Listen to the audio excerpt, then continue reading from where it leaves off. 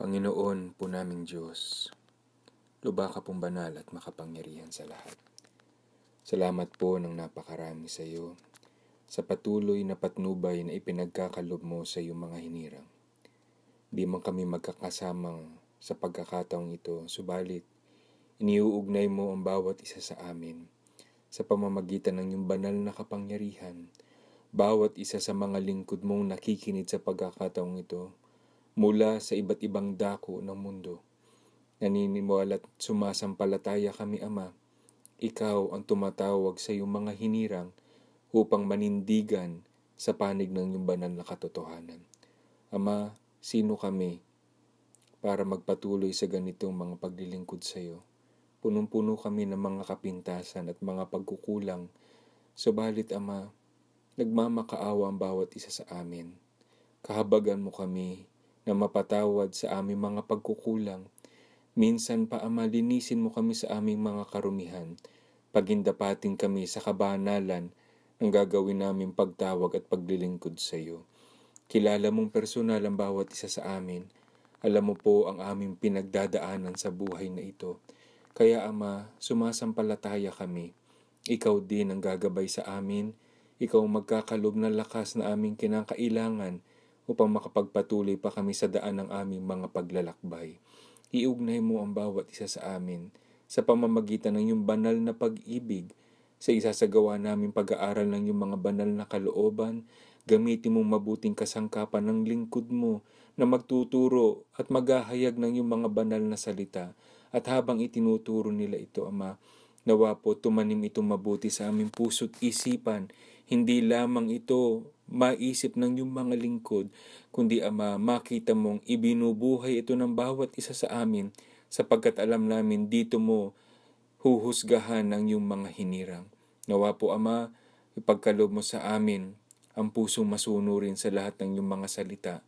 Tulungan mo pong maging masunurin kami, tulungan mo maging pasensyoso kami, mahintay namin ang lahat ng mga nagaganap sa mundong ito at tanggapin namin ito'y batay po sa iyong banal na kalooban. Ang hinihintay mo lamang sa bawat isa sa amin.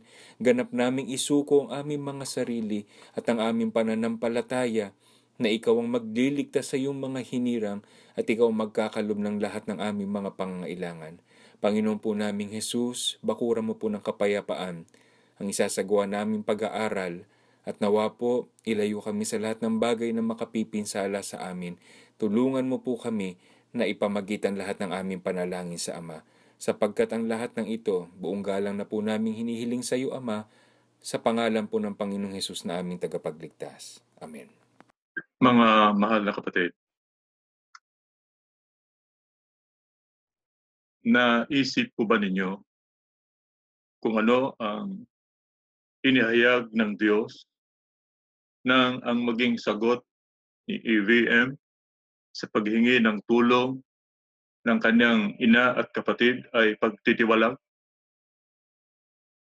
Inihayag ng ating Panginoon Diyos na hindi na niya sinasamahan si EVM at ang mga katulong niyang sanggunian. Bakit po natin ito napatunayan? Dahil kung may patnubay siya ng Diyos, ang dapat sana niyang ginawa ay nagpalabas din siya ng video na nagsasabing iimbestigahan niya ang mga pangyayari kung may pagdukot nga ng mga ministro at bibigyan niya ng proteksyon ang kanyang mahal na ina at mga kapatid. Kung ganito po ang ginawa ni EVM at ng sanggunian, wala po tayong mga defenders ngayon, mga kapatid. Diretso ang mga nababalitang katiwalian, diretso ang balitang lihim na pang-aapi sa pamilya ng KRD, at hindi natin yon malalaman kung hindi nagsalita ang Kateni.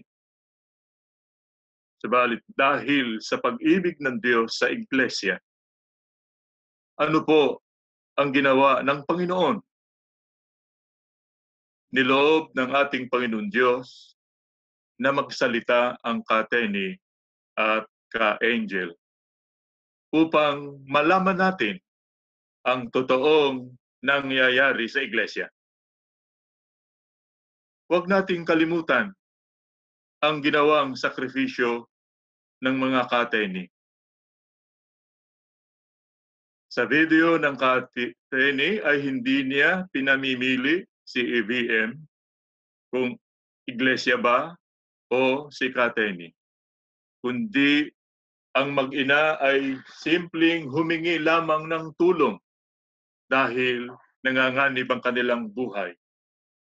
Wala silang sinabing masama laban sa iglesia. Ang panawagan ng ka-Atene ay gusto lamang niyang makausap ang kanyang anak na si Eduardo. Kaya, mga mahal na kapatid, isang malaking kasinungalingan ang ipinapakalat na sila'y gumawa ng pagkabahagi sa iglesia.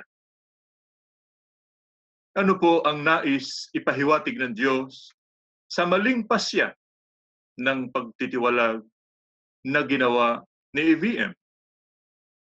Iyon ang patutuo ng Diyos sa atin, na si EVM at ang sanggunian ay hindi na sinasamahan ng Espiritu Santo. Kaya, dahil sa mga ginawa nilang paglabag sa mga utos ng Diyos, nasumpungan sa kanila ang mga kasamaan katulad ng nababalitang korupsyon, mga walang bisang pagtitiwalag sa mga nanindigan sa katotohanan, kawalan ng pag-ibig, panggigipit sa mga naninindigan laban sa maling gawain, at paglapastangan sa magulang ay katungkulan nating mga tunay na Iglesia ni Kristo na sundin ang sinabi ni Apostol Pablo. Ano po ang sinabi ni Apostol Pablo? Pakinggan ninyo at babasahin ko. Dito po sa Galacia 1:8 ay ganito ang pahayag. Datapwat kahimat kami, o isang anghel na mula sa langit, ang mangaral sa inyo ng anumang ebanghelyo na iba sa aming ipinangangaral sa inyo ay matakwil. Mga mahal na kapatid, narinig po ba ninyo? Mahalagang malaman ng lahat na ang pangangaral ng ebanghelyo ay binubuo ng tatlong bagay na hindi dapat magkasalungatan. Siguro itatanong ninyo, ano-ano po ang mga ito? Una, nasusulat, sinasalita, at ginagawa. Yan po ang tatlong bagay na hindi pwedeng magkasalungatan. Hindi pwedeng sulat at salita lamang. Dapat ang nakasulat at sinasalita, yun din ang ginagawa. Yun ang tamang pangangaral na itinuturo ni Apostol Pablo. Kapag hindi gayon, anong sabi ni Apostol Pablo? Dapat itakwil. Mga kapatid, ang pagtatakwil sa tiwaling leader ay hindi po nangangahulugan na ating itinatakwil ang iglesia. Tandaan po natin, si Kristo ang ulo ng iglesia. Tayo ang kanyang katawan. Iba-ibang mga sangkap. Ang ating itinakwil na tiwaling leader ay katulad din natin na sangkap. Hindi siya nakakahigit sa atin. Hindi siya ulo ng iglesia. Mga kapatid, tandaan natin, hindi po tayo kailanman naalis sa iglesia. Dahil ang ating Pangulo na si Kristo ay hindi tayo iniaalis. Ano po ang katunayan? Hindi tayo naalis dahil naninindigan tayo sa panig ng katwiran ng Diyos at mga salita ng Panginoong Hesukristo. Ayon doon sa Juan 15:1-10.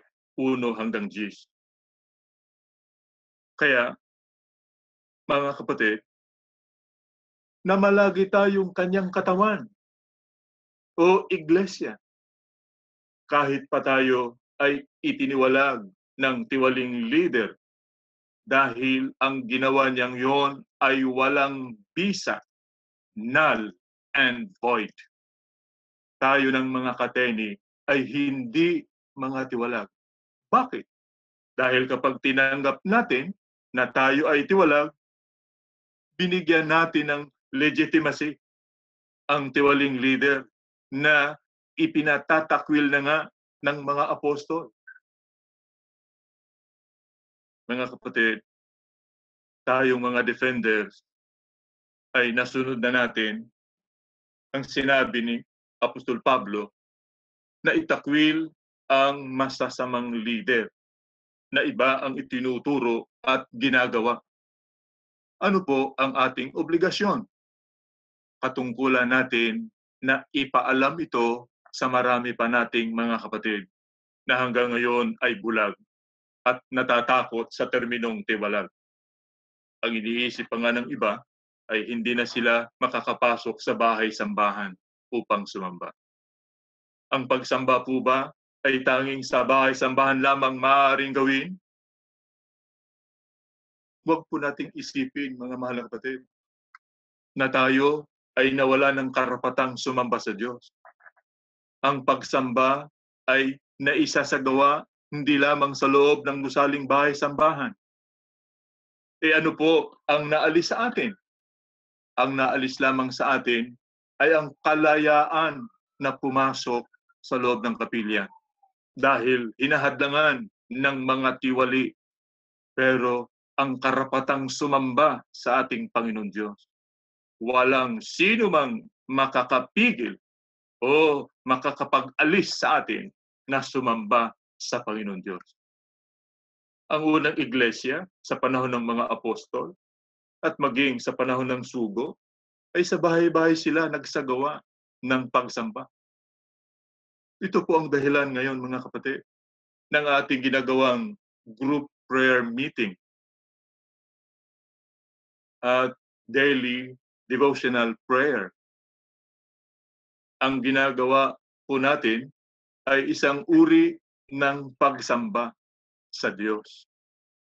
Ang mga gawain ito ang ipag-aanyaya natin sa mga kapatid upang mabuksan ang kanilang isip at puso, upang huwag silang manatili na mga bulag na sumusunod sa mga tiwaling leader na ipinagutos ni Apostol Pablo na itakwil.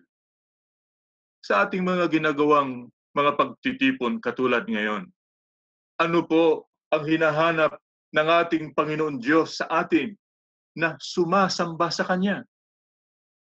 Sa Roma 12:2, ganito po ang nakasulat. Dinggin po natin. Kaya nga, mga kapatid, alang-alang sa masaganang habag ng Diyos sa atin, ako'y nakikiusap sa inyo na ialay ninyo ang inyong sarili bilang isang handog na buhay, banal at kalugod-lugod sa Diyos. Ito ang karapat-dapat na pagsamba ninyo sa Diyos. Huwag kayong makiayon sa takbo ng mundong ito. Sa halip, hayaan ninyong baguhin ng Diyos ang inyong pag-iisip upang maunawaan ninyo ang Kanyang kalooban. Sa gayon, magagawa ninyo kung ano ang mabuti, kalugod-lugod at ganap na kalooban ng Diyos. Narinig po ninyo, mga mahal na kapatid? Ano po ang hinahanap sa atin na sumasamba sa Diyos? Una, hanap sa ating pagkatao ay isang handog na buhay, banal at kalugod-lugod sa Diyos. Kahit hindi tayo nakakapunta sa kapilya, sa pagkakataong ito. At sa ating pagtitipon, nangako ang Panginoong Hesukristo na saan man ang 2 o 3 nagkakatipon ay naroroon siya sa gitna. Sa ganito ay mararamdaman natin ang Espiritu Santo at ang kapangyarihan ng ating Panginoon Diyos. Ikalawa, sikapin po nating masunod ang tagubilin. Sa Roma 12:2 ng Amplified Bible Translation, narito ang tagubilin.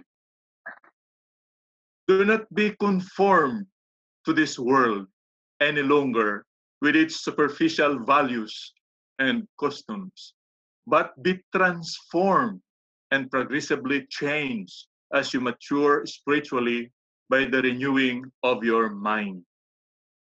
Narinig niyo mga mahal na kapatid? Ano po ang tagubilin sa atin? Do not be conformed to this world, but be transformed by the renewing of your mind. Ang salitang transform, mga kapatid, ay galing sa wikang Griego, metamorphosis. Tumutukoy ito sa prosesong tungo sa panlabas at pamalagiang pagbabago. Ano po ang pagkakaiba ng conforming and transforming? Ang conforming ay nakikiayon sa mga aktibidad na hilig ng mga taga-sanlibutan. Subalit, labag sa kalooban ng ating Panginoon Diyos. Samantala, ang transforming ay pagbabago ng pagkataong loob, inner life, na ang Diyos ang may gawa sa pamamagitan ng pagtataglay ng isip ng Panginoong Jesucristo. Paano natin ito magagawa? Sa paraang tanggapin at payagan natin na ang maging saligan ng ating buhay at pamumuhay ay ang mga salita ng ating Panginoon Diyos. Payagan natin na si Kristo ang maging hari ng ating buong pagkatao. Kapag ganoon, ano ang magiging resulta sa ating buhay at pamumuhay kapag si Kristo Jesus ang naghahari sa ating pagkatao? Hindi na tayo namumuhay ng ayon sa laman, kundi ayon na sa Espiritu. Bakit? Sapagkat tayo ay nakatitiyak ng kaligtasan, bagamat hindi yan ang ating prioridad. Hindi natin focus ang kaligtasan, kundi ang maglingkod sa Diyos at gumawa ng mabuti sa ating kapwa. Ano po ang tiniyak ng Panginoon o binigyan niyang kasiguraduhan para sa atin na kanyang mga alagad? Sa Juan 10:28 hanggang 29, ganito po ang nakasulat. Binibigyan ko sila ng buhay na walang hanggan. Sino po ang tinutukoy na sila? Ang sila ay ang ibang mga tupa ni Kristo na pumasok sa Kanya bilang pintuan. Mababasa po natin sa Juan 10:16, 7 at 9. Ano ang tiniyak ng Panginoon? Kailanman ay hindi sila mapapahamak at hindi sila maaagaw sa akin ninuman. Ang aking Ama na siyang nagbigay sa kanila sa akin ay lalong dakila sa lahat at hindi sila maaagaw ninuman sa aking Ama. Napansin ninyo mga mahal na kapatid, kung gaano tayo kasigurado sa kaligtasang ipinangako ng Panginoon? Yung mga talatang ating binasa, mga kapatid, yun ang katiyakan ng ating kaligtasan. At dahil sa tayo'y nakatiyak ng kaligtasan, ano po ang ating katungkulan? Tayo po ay patuloy na sumasamba, gumagawa ng mabuti nagsasalita ng may lasang asin, at nag-iisip ng mabuti para sa lahat. Ano ang dapat nating tandaan? Hindi tayo pumasok sa Iglesia ni Cristo at hindi tayo gumagawa ng mabuti dahil ang hangad lamang ay kaligtasan, kundi ang pangunahing hangad ng bawat tunay na kaanib sa Iglesia ni Cristo ay maglingkod sa Diyos. Para sa isang tunay na umiibig sa Diyos, ang kanyang paninindigan ay mayroon mang kaligtasan o wala, siya'y maglilingkod at sasamba sa Panginoon Diyos. Kahit anong sitwasyon ng buhay at pamumuhay ang kanyang kinalalagyan. Gaano na ba ka-transform, mga kapatid, ang ating pagkatao? Tayo po ba ay naging biyaya sa iba o naging pasanin? Tayo po ba ay nakikiramay sa iba sa kanilang kaligayahan at kalungkutan? Tayo po ba ay mapagpakumbaba? Mapagpatawad? Katulad ng Panginoong Hesukristo? Mga mahal na kapatid, kung nais nating lumago ang ating buhay spiritual, ano po ang dapat nating taglayin? Dapat magkaroon tayo ng isip na tulad ng sa Panginoong Hesukristo. Tularan natin siya na nagpakumbaba at naging masunurin sa mga utos ng Diyos hanggang kamatayan. Maging ito man ay kamatayan sa krus. Ito ang dapat nating tandaan. Susunod tayo lagi sa mga utos ng Diyos. Hindi utos ng mga tiwaling leader na ginagamit ang pandaraya upang palitawin na galing sa Diyos ang ipinagagawa. Tandaan natin, hindi pwedeng maghalo ang liwanag at dilim, ang katotohanan at kasinungalingan. Hindi na mabubura sa kasaysayan ang ginawa ng tiwaling leader na paglapastangan sa magulang at kawalan ng pag-ibig sa mismong kadugo niya. Kaya ano po ang lagi nating guntain upang lumakas ang ating loob, patuloy na makapanindigan bilang tunay na mga defenders. Dapat lagi nating alalahanin ang mga hirap at kapighatian na dinanas ng Panginoong Hesukristo sa krus na kanyang tinanggap at tiniis para sa ating katubusan, para sa ating kaligtasan, at para sa ating kabanalan. Nakasulat yan sa Filipos 2:5 hanggang 11. Siguro ay itatanong po ninyo, paano po ang paggunita sa ating Panginoong Hesukristo? Mga kapatid, maglaan tayo ng araw-araw na pananalangin at pagpapanata. Katulad po ng ating ginagawa sa ating daily devotional prayer. Ipaglaban ang pananampalataya at ipagtanggol ang katwiran ng Diyos. Huwag tayong pumanig sa katiwalian o korupsyon. Ituon natin ang ating paningin sa Panginoong Hesukristo. Bakit? Sapagkat siya ang nagtatag at nagpasakdal ng ating pananampalataya. At dahil sa kagalakang naghihintay sa Kanya, tiniis niya ang krus. Ipinagwalambahalan niya ang kahihiyan ng pagkamatay sa krus. At saan siya ngayon? Siya ay nakaupo sa kanan ng trono ng ating Panginoon Diyos. Yan po ay nakasulat sa Hebreo 12:2.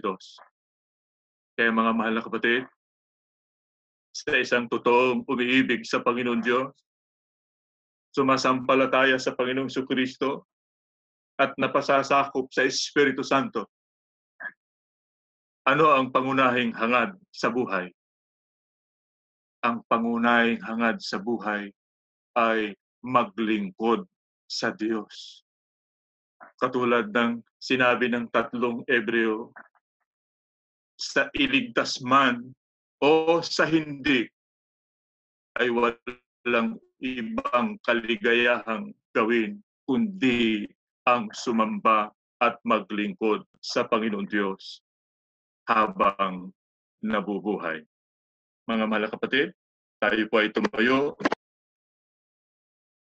Panginoon po namin Diyos, banal at makapangyarihang ka sa lahat. Ikaw po ang aming mapagmahal na Ama. Nag-aalay po kami sa iyo ng pagpapasalamat at pagpupuri sa iyong banal na pangalan. Kami po na mga anak mo, puno kami ng kalungkutan. Litong-lito, nasa kapighatian. Maraming pagkakataon, hindi namin alam, hindi namin nauunawa ang lubusan, ang nagaganap at nangyayari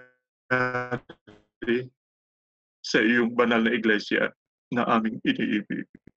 Amang Diyos, nalulungkot ang aming kaluluwa. Ang katawan namin ay nanghihina. May mga pagkakataong ang lakas namin ay kinukulang upang makapagpatuloy. Subalit, hindi po kami nawawalan ng pag-asa. Dahil sumasampalataya kaming nariyang ka, nakatunghay sa amin, ikaw po ang aming pinagtitiwalaan at makakatulong sa amin araw-araw. Ama, sa pagkakataong kami po ay nalulungkot at nangihina, lalo kaming napapalapit sa iyo.